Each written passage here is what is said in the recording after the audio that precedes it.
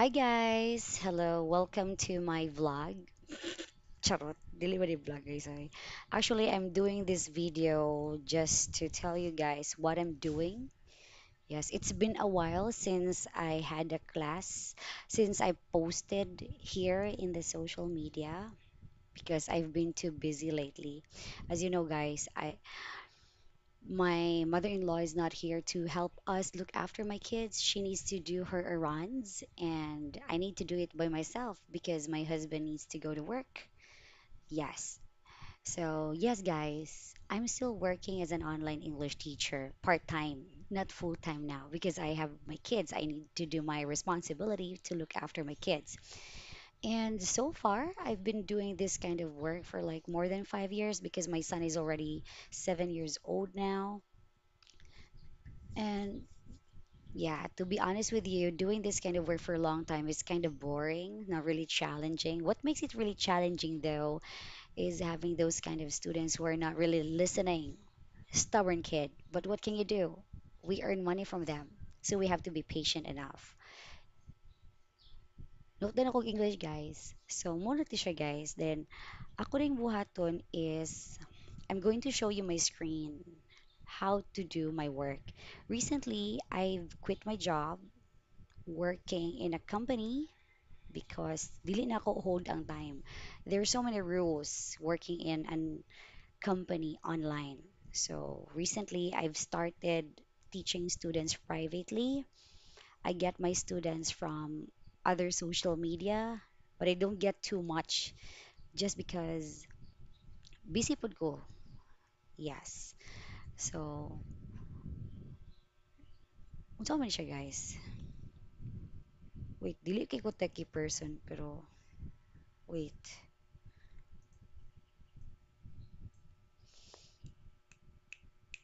Sunod na lang guys, sir, di ko kabalo. So, mo dito siya guys. Let's talk about the advantage of an online English teacher in private. Yes.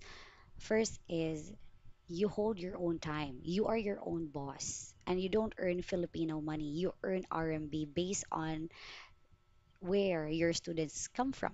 For example, me, I've been teaching Chinese students for the past 5 years, and thankfully, I made a lot of regular students. Yes. Aside from Chinese students, I also have students from other countries like Japan, Korean, but only seldom. So, muto siya, guys. And for the money, kay RMB man sila, di ba? There are many ways for us to get money from their country.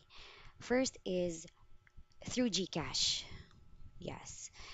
So, unsa ni mo tagani mo sila instruction na unsa nila pag-pay sa GCash. So, what I did, I give them some kind of Chinese instruction. Then, i-search na nila sa Taobao. Ilang Taobao.com is like Google. Dili siya actually Google. Mura siya kaning shopping website sa ila din na may GCash sellers didto Then what I did good kay sometimes ang good ang mga GCash sellers, they get a lot of kickbacks. Kuhaan nila guys. So bali ikaw mo'y nahulog o kuhaan nila og service charge. Dili na maayo kay naningkamot gud ka nya kuhaan kag dakong service charge. So what I did is I asked my students to give this number the exact digits to the seller. Dapat mo yun ni isend sa ako kay ug dili na ako ipadayon ang klase. Muna siya guys. And then kuan sa pa jud. Uh, sa private classes, I sell packages. Dili ko one-on-one kay hasul kaayo din. Ang service charge gasigi ra. So I offer them like 10 classes package, 20 classes, 30 classes like this. Usually guys, I know this is not good, but strategy or marketing para mupalit gid silang daghan klase. You know, the more package, the more classes they buy, the more money you get. So muna siya guys. For example, 10 packages, 20 packages, dili ko maghatag og free classes. Pag mo buy sila 30 classes, muhatag na ko og 2 free classes. So, unsa pa man, siyempre, dito sila sa makalibre og duha ka klase. So, most of the time, Upalit like 30 classes. Okay. And then, after that, I discuss din ako sila sa ilang dapat buhaton. Kay kasi ang uban man good Chinese guys, sigurista silang kwarta. I'm not saying all, but most of. So of course, ikaw sigurista po ka dapat, kay di ka gusto na babalikan sa ilang ginikanan. So for preference lang, every time we finish the class, mag-video jud ko or mag-screenshot jud ko na mo ni siya. Yes, then kuan dili ko stricta guys. Moingon ako sa ila na mo remind ko sa ila 3 hours before we started because akong platform ang gud nagigamit para magklase is class in app.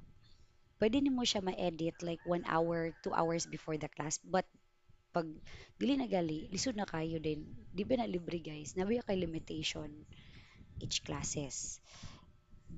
Butang ta lang sa isa ka account na lang kay free class. Free class na siya. 10 free classes. Pag mulapas na ka na, di na pwede. So ako yun ang daginoton ang pulo ka classes sa isa ka bulan, guys. You might be wondering how I was able to gather a lot of students. And I have 3 free classes every month. Musturya ta na later. Okay? Dayon, muto siya. Mutoy, kung ano ko, technique na ko para ang student, the more sila magpalit. Yes. Dayon, another po, marketing strategy na ako is, inon ako sila, if nasili ka ila, gusto mag-learn og English. If maka-refer sila tulo, duha or tulo, tagaan ako sila one free klase lang package. Muna siya guys. Dayon, moto na maka-earn kag more than then imagine na ra good guys sa Pilipinas man god butang talang diri sa Mindanao diri sa Iligan City ang 1 day salary, correct me if I'm wrong, naara sa 500 below. 8 hours na siya. Pero diri guys, sa 25 minutes class nimo, posible kay ka mo kita o 200 below. Depende sa imo guys. Yeah, so magstorya ta sa rate nako. Before nag-start jud ko aning private teaching, barato ra kay kog hatag guys. Nara sa 100 kay mahadlok man ko. Talawan man ko guys. Until na na kaya na nako na relax na nako kung self so ni kabat ni patas-taas na gyud tag rate kay feeling gwapa naman ta feeling na naman ta experience no so na siya salary time very good kaayo especially for mommies like me bisaya lang ta guys okay and then unsay negative of private teaching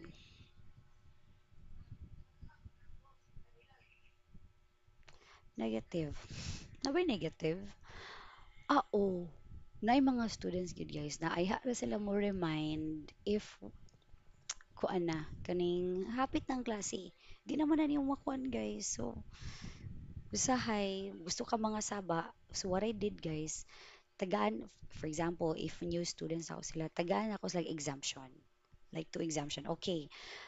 But nadyo ko kaning notes ihatag sila before sila magpalit na inana i-remind ko nila like 1 hour before the class like this. Dayon, kuan guys, mag-remind ko sa students na hapit na mo man ilang package, like 5 classes na lang nabilin. Usually. Okay, of course, we need money man, no. Yes. Actually, dili kay ko kitag disadvantage niya guys, kay pros gyud ka sa gara ako nakita. So, if you want to know more about teaching or private teaching, or if you want to know more how to start teaching, just send me a message, guys. Dili ko perfect. But if you want to get some guidelines, some tips on how to start doing this kind of this kind of work because guys, I'm not going to say now working outside is bad, but it's more better if you work at home while you can, earn more. And for example, me, I'm a mother.